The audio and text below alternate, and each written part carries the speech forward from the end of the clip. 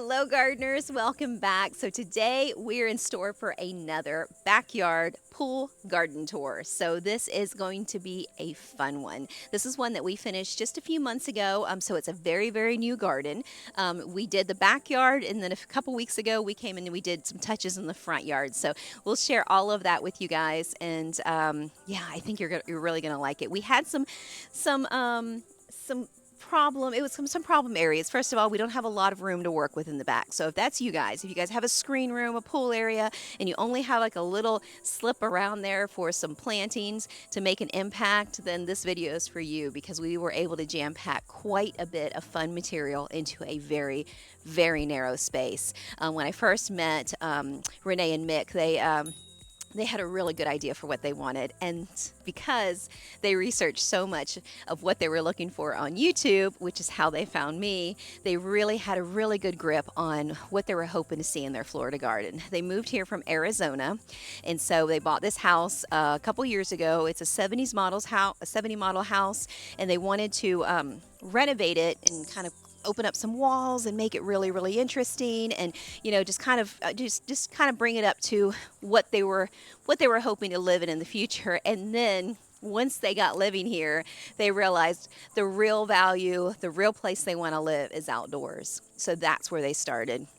When they called me, they said, we're putting the pool in. We want the backyard to feel like a resort. So we have done their landscaping in their backyard, and then we just came back for phase 2 and did some landscaping in their front yard. But I wanted you guys to see what you could do with a relatively very small space, and how much you can make the space your own and enjoy it, just like Renee and Mick has done. And I'm so pleased with this area. I will go through and do the same thing that I normally do, discuss the plants and the trees, the hardiness, a little bit of information about each one, and then of course, some of our struggles that we had in this space that might help you overcome maybe something that you're dealing with in your space. But let's dive in and get started, and grab your glass of wine or cup of coffee and join me, and we'll walk and talk plants and trees. Oh, but before we do, I've got to show you this cutest little space. Now, this was not my idea. It was not my thing, but I have enjoyed this spot sitting with my clients here, and now with Bryce. We've just been sitting here laughing and talking. And then this is just right off of the driveway in their front yard. It's right underneath these canopies of these oaks, and I think it's just such a cool little entrance to the back space. When you're sitting here, you look through the back gate. And Renee told me, she goes, it's just so magical sitting right here, looking into that gate and seeing the palm trees and seeing the foliage and seeing the color. And it's just, she goes, it leads you into this back space. So it's, I absolutely love how the two areas connect, and that was all my clients. So they really did the research on what they were looking for. But the garden really starts here. So right here, we have, let's go right along this wall here. So right along this cool wall that they put up, we have some giant apostle iris. So we have some very nice upright. That's more for just that soft foliage. It does so beautiful to highlight at night with some landscape lighting. They do bloom a purple flower, but that's only during during spring and early summer. But I think even when they're not in bloom, I love that flat fan look of them. So they're a fantastic alternative to grass, because they don't have all of that browning, all of that issue. Now, this is the perfect environment for them. They love the acid from the tree fall. They love filtered light. So if you have a really sunny location, you want to steer clear of these guys, because they will burn. But in this kind of morning sun to early summer filtered light, or early afternoon filtered light, they'll do beautifully here. They're going to do just absolutely stunning. So giant apostle iris are one of my favorites for that type of environment, and being on a flat tiny wall like this, it just really adds that level of impact. What a nice feature for the front door. And then we have some neobromeliads just down below to give us a bit of pop of color. And then we start into the walkway of the actual backyard garden. So these Rojo Congos are very young on either side, but they're really, you guys have seen what they do as they mature and widen out. You're going to get that gorgeous big giant paddle-like leaf, and then you'll get that as the leaf is coming up, you'll get that beautiful red stem. Are they stunning? And these will fill out on both sides of the entrance, like just like a big lily pad. Hello to the garden, which I think is going to be so fabulous. So nice little clusters of Rojo Congo. And again, they're in the philodendron family. And this too is the perfect environment for them. Filtered light, so they're getting plenty of that energy, tons of acid from the leaves dropping. And then if you got an oak tree or a canopy tree or a maple tree, anything that's offering that, even palm tree fronds, any kind of filtered light or canopy that protects them from that heavy sun, they're going to love you for it. And they're going to be the big giant leaf, gorgeous Alice in Wonderland kind of plant. So I think they're awesome by the front entrance. Then we brought in, because we needed to control this area, I wanted this area to really narrow in before you come to the gate, because to me, nothing is nicer to narrow a spot in before it opens up to a really cool backyard feature. So we're going to allow these ligustrums to really become big, ball-like along the tops. And then I mentioned to my clients, you can flatten out that bottom to kind of give them that bonsai type of look and be able to see that cool grapevine trunk at the bottom, which is really, really neat that they offer. So when they get about 4 or 5 foot taller, it's going to be when they're at their ideal size, and that's when you want to keep them kind of right at that size. So we have 2 on one side where we have all the open room in the world, and then we've got 1 here. Now my clients have 1 window on this wall, and then there's a blank spot. So there's technically, if that was going to stay the way it was going to stay, I could have put 1 here and 1 here, but they're planning on a future window on the opposite side of this one. So that's why we went with 1 center tree here. So there's a total of 3 ligustrums here, but I think they're going to make a nice entrance feel and kind of come out into the walkway just enough to give you that kind of squeeze effect before it opens up. Then we have 4 of these silver odorata bromeliads. Now we're in a fairly dark spot. This is morning sun, so we are in probably the most sun that this spot's going to get. And look at these guys are going to be at a dark spot. When there's a dark spot, I love to highlight them. Dark, light, dark, light. So we've got light colorations in the silver leaves. Then we go to the dark lucent ligustrums here, and then we go back to another one of these guys on the opposite side. So I like their brightness in the garden here. We've been some ground cover of some liriopes through here, just to give us, a little ground cover at the base. Very, very simple entrance that I think really just takes off so well for an entrance to a garden. And then we have a silver odorata on both sides of the garden. And now we're going to enter the backyard space.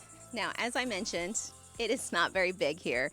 So we do have this 2 triple spindle palms flanking each side of the entrance. Now these are lovely now, but as they mature, and you guys may have seen, I might get Bryce to slide in a picture of my spindle palms now that they're 14, 15 foot tall. They're absolute stunners. They're full grown, and I cannot imagine what that's going to look like coming here. Keep in mind, those ligustrums are going to get a few foot taller in the front. They're just going to be just above the fence line. These guys are going to be well above the fence line, so you're going to see triple trunks, and then these canopies right here and here are close enough to where they're going to create a total arch between the 2. So you're going to be walking underneath the palms as this palm grouping gets a little bit more grown in. So yes, do we have about 2 or 3 years before that happens? Absolutely. They look lovely as little stature trees as of right now, but as we know, in Florida, everything grows. So that's exactly what they're going to do. They're going to create my beautiful palm arch as we come in. And I know I'll be back to see Renee and Mick as that happens because they're so fabulous. I enjoy visiting with them. So I'm sure we'll have another phase and phase and phase by that point.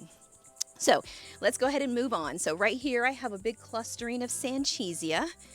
I love this variation in color. Look, we're right on the edge of the walkway. Look at this variation. Look how bright this gets. And then as you get into the darker tones, look at how that softens. You see a little bit of that veining of the yellow, but not the whole leaf. So I love that this plant is so versatile. It can do both in 2 different environments, 2 different looks. I love it. We've dashed in some burl marks on the side here. Yep, these guys right here, this beautiful shiny leaf. They're just going to give us a nice little pop of green around the base of the tree. And then right here we have a blue flame agave. You guys probably can guess why that's called a blue flame because it has a silver tone to it and the leaves have like a flame-like appearance, which I think is kind of cool. And foxtail ferns, you know, we can't go wrong with foxtail ferns. So, and the same, it's kind of a rinse and repeat on this side. Blue flame, foxtail fern, burl marks. Then we start the garden here with something different. This is a pagoda, and look at the blooms on this guy. Now these were 3-gallon when I planted them. It's maybe been 2 months since I've been here. So this is a very, very young landscape, but it's already off to a fabulous start. So if you haven't noticed yet, the goal for Renee and Mick was to have complete coverage of this fence. They were thinking about changing it, and I'm like, well, just hold off because some of these layers that are all coming in, you're really going to see very little of this fence once it's all grown in, and that was the goal. So that way they have it, it's structurally sound. Now we're just going to cover it with some beauty. So let's walk inside. It might be a little easier for you guys to kind of get a glimpse of the whole project in its beauty because it's going to be kind of tight quarters walking around. It's one of those. And I think I have some clips of it when it was newly done, so you guys might get a glimpse of that without the screen in place, which will help as well. So I want you guys to really get a good feel for the area. Now, as I mentioned, Renee and Mick have pretty much started out here. So it is wonderful. When I came back here, it feels like a retreat. I can pretty much hang out here. This is the reason why we're doing this YouTube video here today on a Saturday, me and Bryce, because honestly, I love my clients and I love their place. This is just the coolest place to hang out. Is this furniture not so fun? So they knew what they were about. They knew what they wanted to see. They created it. They redid the pool here. It's a brand new pool construction. I love the pavers that they chose and the furniture they chose. They just really knew how to make a space a resort garden, and I think that they really have achieved it. And then they let me come in and do all the fluff and all the softening all the way around it. Now we had power lines to contend with here. We had some big canopy trees to work with, and it was really, really tough. But when you looked out in their backyard right off the bat, the first thing that you saw was that big roof line back there. And especially from inside of the house, it was very, very noticeable. And until these pygmy date palms reach their 12-foot height, it's absolutely going to, it's going to continue being that way.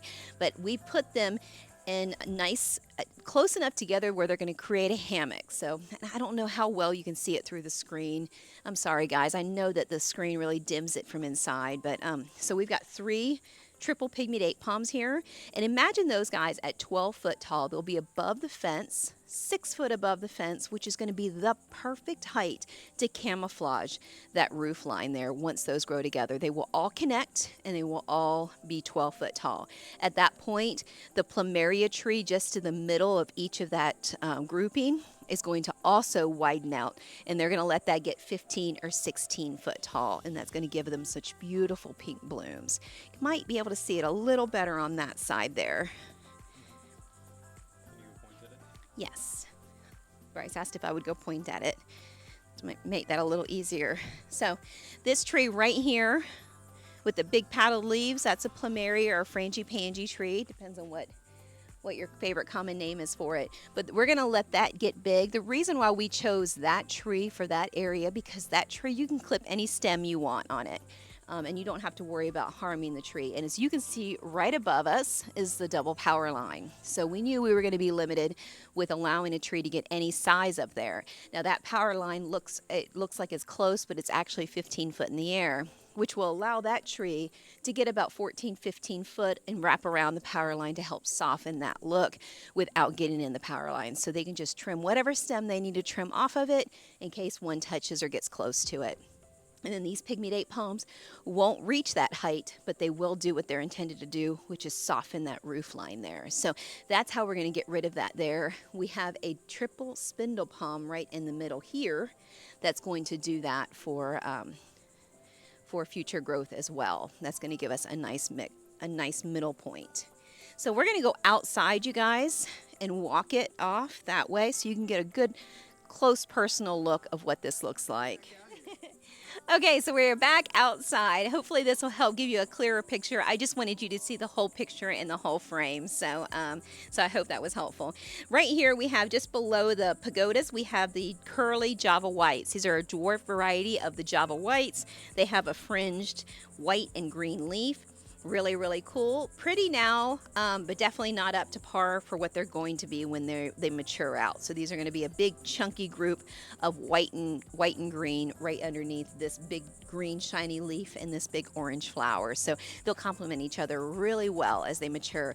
And you guys, we didn't need much, and in a lot of gardens you don't. We've got 3 of these guys wrapping one of these guys. That means this whole little planting right here is made up of 4 3-gallon plants that really are going to be absolutely stunning in 6 months to a year. So it's going to really come together really well. Then we've got some foxtail ferns right at the front because we're going to start with some polish here of some fuzzy little fern leaf and, just kind of make it a little crazy. And then the Chinese fan palm. So this Chinese fan palm, my goal is to let it completely fill this corner over time and well into the future. It will get some size to it, but so slow, it grows so slow that I think it's going to be an ideal place for it for a very long time. Let it just kind of take over this spot here. Then we have a Christmas palm right here in the middle. This is a triple Christmas palm. When you're looking from inside to the pool screen, this is kind of middle side of the fence. So I kind of wanted something that was really going to open up and give us a kind of a cool feature kind of at the end of the pool. So this is the centerpiece for this particular bed. So it is a triple Christmas palm. The backing along the side is the Rojo red copperleafs. This area gets a little bit more sun than the rest of the garden, so this copperleaf grouping should really do well together, especially in the summer months. Down below is the blaze copperleaf. Now this is kind of what these plants look like when they're newly planted. So they haven't thickened up yet. They haven't been lush like the blaze copperleaf that you guys maybe are used to seeing in some of my videos. That happens about 6 months in. So if you have some copperleafs and they're not doing exactly what you're seeing in the videos, give them some time because they really need to chunk out. You need to trim them a few times for them to really get stout at the bottom, so that way they just don't shoot up and become thin plants. They really need to cut back a couple times before they really come into their own. So that's what these are going through. They've already been nipped a little bit at the top to thicken out, and you can kind of see that that's happened on some of that new growth, and you can see the new growth coming through already. And that was only a couple weeks ago, I think, that they've been trimmed, so pretty quickly. Now we've had some casualties here because the screen guys were here after the planting, and ladders and men and ladders. Oh my goodness. So, there's been some stepping on some of the plants, but they're rebounding. Golden dews or gold mounds, whatever you choose to call them, these guys are tough. They're durable. So that little bit of trauma to them, they're going to pop back and do just fine. But we have a nice soft bit of brightness right here in the front. So golden dews, blaze copperleaf, Rojo red copperleaf to the back. And then we finished it off with a Chinese fan palm right here. And then again, foxtail ferns at the bottom, and then this other pagoda at the final touch. And it's blooming beautifully. And then it's the same plant grouping that you saw in the front with the dwarf copperleafs just down below. Okay. Now, I was really hoping we'd have a bloom or two for you guys, but a couple months in, they've not had a chance to really get settled. This is a nice swath, a nice big rounded grouping of Brazilian red cloaks. Even at young plants, look at the size of this leaf, you guys. I mean, this is just amazing. What screams more tropical than this shiny, big, giant leaf? Brazilian red cloaks. If you can find them, get them. They will treat you well. And then every time you trim them, you get new plants, or you can give your plants away. So they're great to propagate. But we had this big telephone pole right here to work with, and now you don't see it nearly as much as you did see when we were newly doing this project.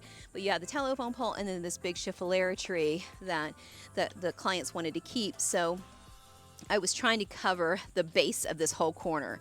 And in 6 months to a year, this will all be 6 to 7 foot. So all of this wraparound of this blaze copper Brazilian red cloak planting will be 6 foot tall with prominent big red blooms on them. So they're very, very similar in blooming power as what the pagodas offer, but they're going to give you that cherry red bloom, which is just stunning, or cherry pink reddish bloom. It's amazing how it changes as it matures, but it's gorgeous. A little clustering of elephant ears. You guys know my Alice in Wonderland story. I love big paddled leaf dwarf alocasias. So we have a little batch of those at the very beginning to kind of give us a start to the back side of the garden. This are those pygmy date palms that you guys saw in the inside from inside. So there's 3 and 3. So we have a grouping of 3 right here. This will connect to its neighboring palm, and that palm will connect to that palm. So all 3 palms will fully connect together, allowing pretty much a circle, a 12-foot circle of palm trees from 1, 2, 3. Now you have a canopy of coverage. You will not see this. Well, you'll see a little bit of this fence if the plantings aren't quite there yet. So you'll have a nice stair step effect to cover the fence, but this will be above the fence line and helping you really with those roof lines. So this is the frangipani tree, and this is what I was talking about. Directly above me is the power lines and the frangipani tree. The goal of this guy is to give us another intermediate tree in the backyard, but one that we can control and be off of the power lines for good. So that's where we are. This is a combination croton. So up here we have a mango croton at the top, and look, we have a magnificent mixed in. I love the combination crotons because I'm able to really get, a different growth rate from this grouping. I put the magnificent croton look to the front, and then the mango croton, which is more vertical, more upright. That is a fantastic croton to have as a backdrop, and this is a big giant leaf and really kind of skirts out at the bottom, so they're just beautiful. So let's continue to move on. I feel like I'm walking through the jungle. So as a brightness, we have again the gold dust crotons at the bottom, the foxtail ferns just down below, and another pop of the mango croton. Look at that yellow against the fence. Isn't that just gorgeous? We've got a little touch of Blue My Minds here, just in a couple hot spots of the sunny areas, but we're now getting into more of the shade zone. This area only gets 3 hours of sun, so I didn't put many in here. I did end up putting more pentas because they can bloom with less sun power, and so they're doing really, really well and giving us a big pop of pink right here. So we have a total of 3 of these triple spindle palms in the garden, and this is just going to be a gorgeous look as it matures up. I had to pull it forward so it's away from the power line, but it is going to really fill in this spot in between the clusters of the trio of pygmy date palms. So this is going to be a nice look. And I don't know if I mentioned the 2 false agaves flanking the centerpiece tree. You guys know how much I love a vertical impact. Wherever I have a centerpiece, I want to flank it and give it some support on each side and have a false agave. So this is a false agave that is really suited for that kind of look. We're back to the back of this with antilus. So as this tree grows, the antilus will fill in the backdrop of this tree here. And then to give us another bit of brightness, we've got the Songs of India just below them, and they give you that green and whitish yellowish leaf. So a nice bit of variegation. And you notice I try to find some things in this garden that are going to be variegated leaves because we don't have a lot of sun to work with, and then we have this real dense screen because of the bugs. We have this dense screen for no-see-ums to work with. So I know it kind of does a job of blocking what's back here. So you have to really, so that's why I wanted to bring in some brightness. Now this will become more and more vivid as the plants and trees grow into each other. But right now, again, we're still young. So we brought in the brightest, lightest colors that we could to make that happen. All right. So now we are at the very last pygmy here. And we're finishing up the edge of the garden. We've got some monstera. Now, I've gotten some questions from folks that said, I thought monstera is like full shade. I didn't think they liked any sun. This monstera gets about 4 hours of sun. It gets all morning sun up until, early part of the midday. So it is really, I think we're at 2 o'clock right now, and you can see how much sun this is still getting. And they do just fine in that environment. Afternoon sun is where they really shrink back. So you kind of want to keep them protected from the afternoon sun. But that morning sun, they are A-okay. Will you have a couple tipped burn leaves if yes, that could happen. But overall, they'll kind of get used to it and bounce back. And you just want to make sure that you keep your watering cycle on the evening hours or very, very early morning hours. So the more those plants that like the Congos and Farfugium and these guys, they don't like any kind of full sun, but they will take filtered light really, really well. And if you water them, they'll take it even better. They'll take a little bit more of that sun. So this planting cycle is set to 4 days per week watering for the first probably 6 months here, because it's very, very sandy soil. So that water really kind of filters through pretty easily. But overall, they're doing fantastic. A little bit of tinged burn on the edge of the leaves, but that's to be expected until they really get established. We've got a grouping of Sanchizia at the bottom, because at some point those guys are going to get nice and tall and be 6 foot tall, and you'll see the little bit of stems on those at the bottom. So these Sanchizia will do a great job of giving us a blockage from seeing those stems and then just seeing those big giant monstera leaves popping out around the Sanchizia and over top to really give you that jungle effect. Then back here, we have a nice little pop of Rojo Louisiana Red Congos. They have a red and pinkish coloring to the leaves, and they're just going to do a nice job of softening this whole back space. Sorry, we got caught. It's like a little baby squirrel beeping at us. So anyway, sorry, squirrel. And then we finished it off here with some blaze copperleaf, and that brings us to the end of the backyard bed. So as you look at this space here, this space is going to be phase 2. So this is pretty much, the grass is in. We're going to pretty much carry the garden back over and come up underneath these existing areca palms and do a very similar design of some of that same color. But, as they say, a garden is never finished. So I'm sure I'll see Mick and Renee again very soon to tackle this next set. And I did want to mention we have some mentions in the front. There's some really attractive small plantings that we brought in for the front yard. Let's pop over there if you guys don't mind and walk with me, and that way you guys can see a few more plants in this video. All right, so I couldn't let you guys just go just yet. So we did do the front yard. We just came in a couple weeks ago and touched up their front yard for them, and I will get Bryce to slide in before picture of what it looked like when we first got here, what it looked like when the homeowners first got here, when they purchased this house, and why they were kind of eager to kind of get it to a blank slate and then just do a softness. I was letting them know that, the backyard was one thing to create that retreat-like feel, really bring in some heavy layers and jazz it up. But the front yard itself, the front yard needed something more subtle because the house roof line is somewhat lower, like your typical 70s model.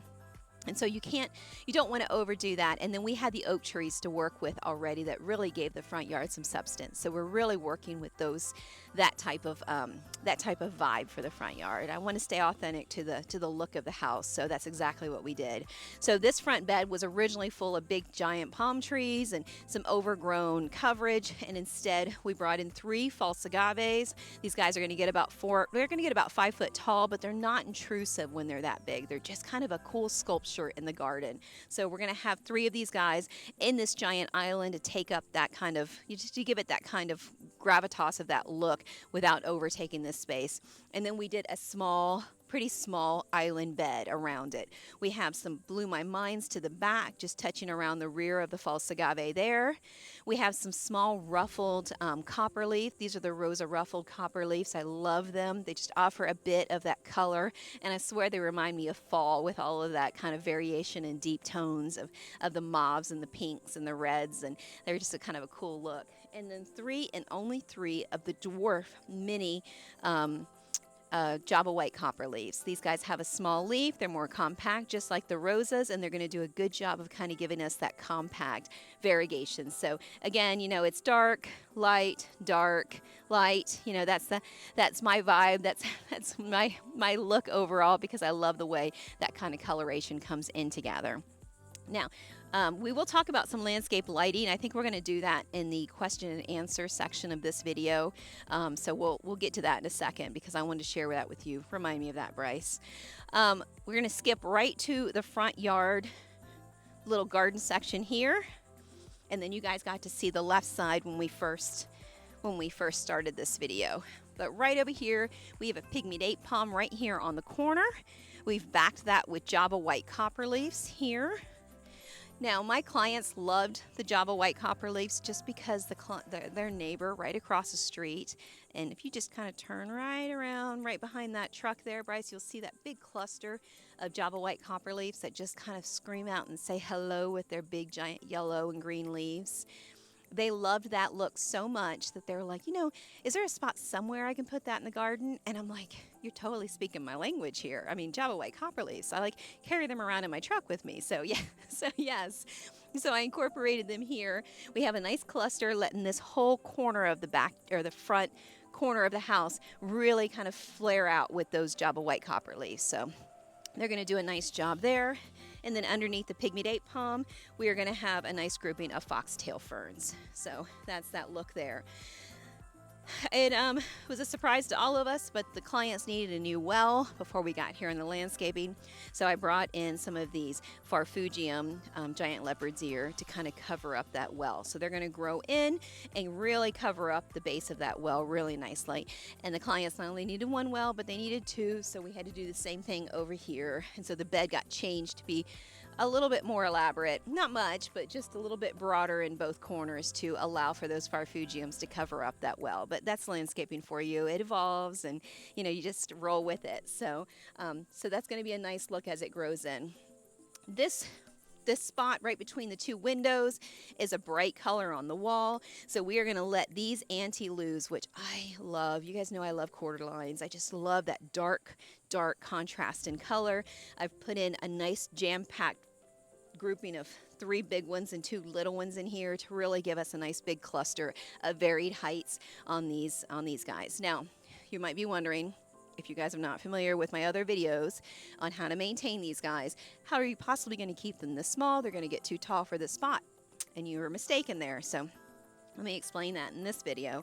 So once a year, my client's going to do trimming on one of these heads per plant. So once a year, they're going to cut off the tallest head that it's in the grouping, and then they're going to take that head, and now in most cases, you can take that head and put it right into this grouping and thicken up this little spot. But because this is already a pretty thick spot, they can take that head that they cut off and propagate it, put it right in the ground somewhere else, give it a little extra water for the first couple months, and then it will reroot into that spot and create a whole nother plant for you. So, and then wherever you cut that plant, you want to make sure you cut it nice and low. It will now give you 2 heads and that wherever that cutting is. So you're going to have a nice chunky bottom always on these plants, and you can always maintain the height that way. So you take the tallest one off, wherever you took it off, that's now where your new plant, the head of your new plant's going to go. So you can really play with these and put them in just about any spot by keeping them maintained.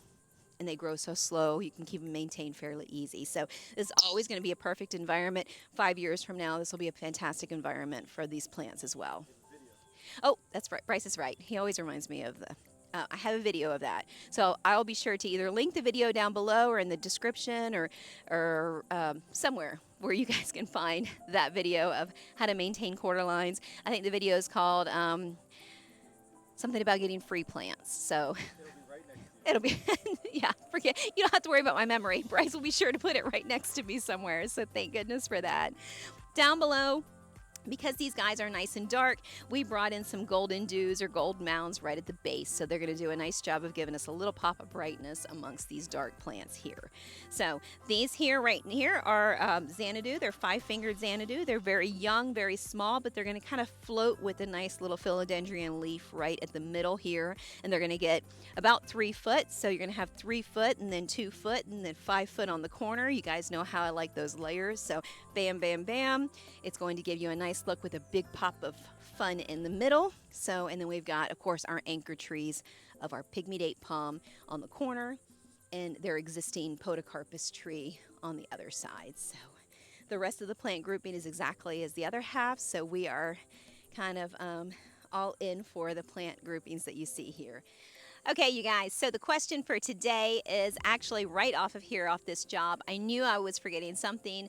I asked you to remind me about the lighting. I want to discuss the lighting because it is a question I get very often in the comments, and you and Bryce forgot to remind me, so we are back with that question on the end of today's video. So as I mentioned, I'm getting a few questions about landscape lighting and what kind of lighting that I prefer to use. Now, we do landscape lighting installation as part of one of the services that we offer, and we use the Dower product. We love our product. I'll be sure to put that on the screen. It's just a fantastic bronze light fixture. I'll show you here as an example so that way you guys can see it. And we love that product. They also have a retail version. So if it's something that you guys want to do as a homeowner, a do-it-yourselfer, I'll be sure to list that down below. And I have no affiliation with that company, but I know that their main product that we use on the commercial side is wonderful. So I imagine their retail version is just as good. If you guys are good DIYers and handy and able to read directions pretty well, I mean, not super well because I'm not super good at that, but if you are, then let me know because I might be able to work with you on the commercial side as well. So by sending you that product, but yeah, I would want to go over some details with you on that to make sure that that's something that you guys are up for. But regardless, I will show you that product that we work with. And yeah, definitely. Bryce said leave it in the comments if you're interested, and then I'll DM you or reach out to you in that kind of way. But I have not had a lot of luck with the Home Depot brand. We used to use the Malibu brand. That's what I started with my own landscape lighting in my home, and I just constantly had trouble with it. So that's the reason why I don't have, that's why I went and searched for another company to purchase lighting from. So I wish I had some better information, but what I do want to share with you guys is there's different types of lights that you can use, like spotlights versus path lights. So that I can help you with, and so that's kind of what this video is about. So in this particular situation, we have different types of lights. This is what is called a wall light. So most people know this is a full bronze light. It can handle the salt conditions. It is a nice standard commercial product that is just really, really good. The bulb itself has a 5-year warranty, 5-year replacement warranty. So if it goes out within 5 years, they replace it for free, which I absolutely love. But this is a wall light. Now you can get a wall light in any of your lighting packages, and most people want to put that directly on a wall, but I love it on things like the agaves, because what happens when you put a spotlight right on an agave, you get that little round circular direct like looks like just a bright shining little circular light right on this agave. Now the wall light has like a screen diffuser in it, so it has a widening effect, so you can already see it's not built directly like a spotlight where it has that real rounded scope.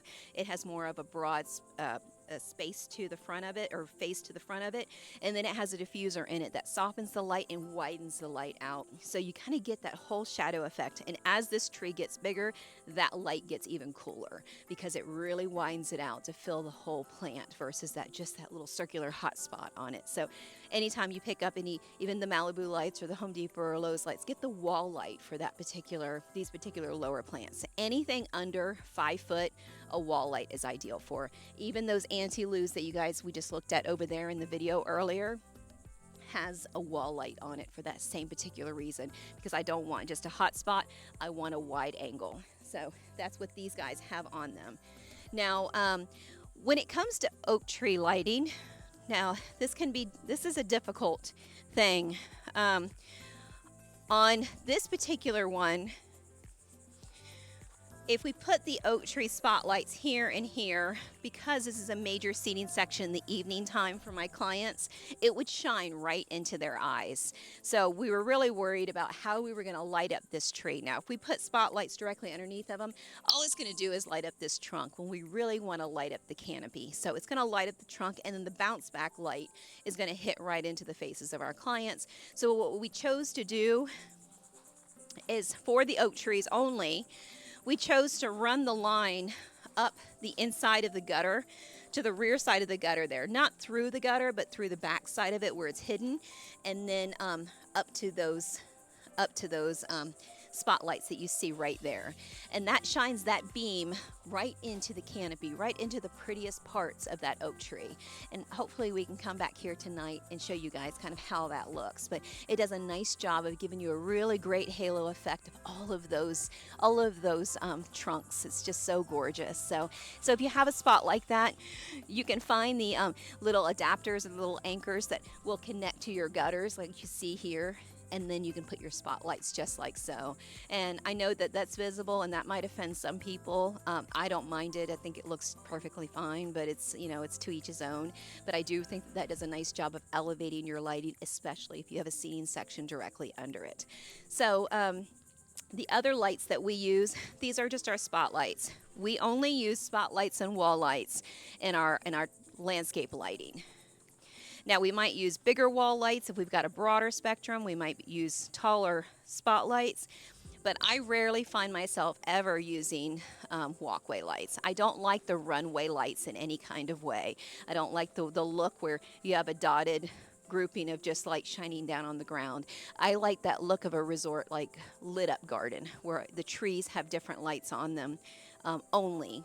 And so when I have tall palm trees, I'll put a higher bulb, like a 7-watt bulb on those. So foxtails get 7-watt bulbs, where pygmy palms might get a 4-watt bulb. So that way we have a low light and a high light. So kind of, if you can kind of play with your lighting that way, then I'm telling you, it makes a huge difference when you're looking at the overall lighting package, because it looks like a shading effect of lights and brights in certain areas. And then that way you get that whole shadow effect. Because if you used a 5 or 4-watt light on your pygmies and you used a 4-watt light on your foxtails, by the time your foxtail is 15 foot, it's only going to shine as high as however high that pygmy is going to shine. So your lights are all more the same. If you can, so you can imagine that your taller lights are going to shine much higher. So that's kind of what you want, is highs and lows, highs and lows. So I hope that was a very long way of answering a very simple question, and you guys got that across. You can see why these videos, I thought that was a great idea for us to do a video question at the end of every series, the end of every tour, because I really do, it take me a long time to type all that, and I don't know if it would have gotten across as easily as if I were to actually be able to share it with you guys in person. So thank you so much. I've really enjoyed doing this tour. Thank you both Renee and Mick for allowing Bryce and I to come here and crash your Saturday afternoon and sharing this with our YouTube family. You have a beautiful garden, and I'm so grateful to be a part of it. Thank you guys. Comment True Gardener if you're a true gardener. Thank you guys so much, and I look forward to seeing you in the very next video. Take care.